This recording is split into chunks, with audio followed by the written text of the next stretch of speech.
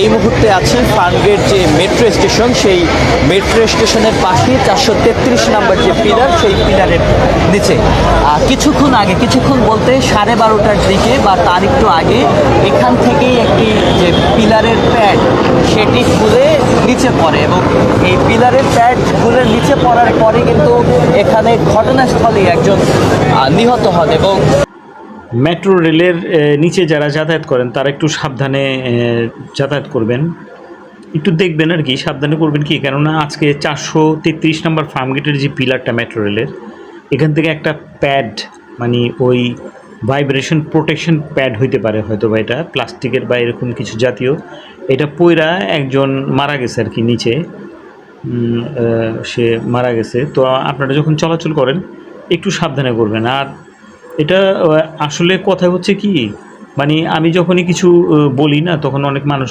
অনেকে কমেন্টস করে যে ভাই আপনি এত বোঝেন এতই করেন, কিন্তু আমি বুঝি না। মানে শোনেন, মেট্রো রেল যারা বানাইছে ওরা কল্পনাও করতে পারেন এই যে মেট্রো রেলের যে মেশিনটা যেটা দিয়ে কাঠ পাঞ্চ করে, ওরা হয়তো ভাবছে যে সর্বোচ্চ মনে হয় 100 জন মানুষ পাঞ্চ করতে পারে।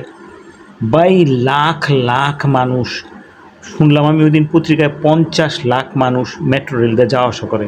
একটা মেশিন নষ্ট হইব নাকি? আপনি কার্ডের উপরে কার্ড, মেট্রো রেলের যে কার্ড পাঞ্চ করে ওর ছাদা দিয়া কার্ড যে দিতাছে ভাই, এটা নষ্ট হইব না? ওরা তো এত কিছু চিন্তা করে নেই, এত মানুষ। মানে মেট্রো রেল বানাইছে যারা, ওরা হয়তো ভাবছে যে দিনে মনে হয় 2-4টা যাইব।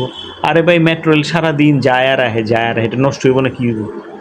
এত মানুষ চিন্তা করে তো ওরা বানায়নি, ওরা ভাবছে মানে 2-4-500-100 এরকম। ভাই 50 লাখ মানুষ যদি কার্ড রিডারে রিড করে, এই মেশিন কি ভালো থাকতে পারে? আমগো লেগে আসলে ভাই গরুর গাড়ি ভালো ছিল, বুঝছেন?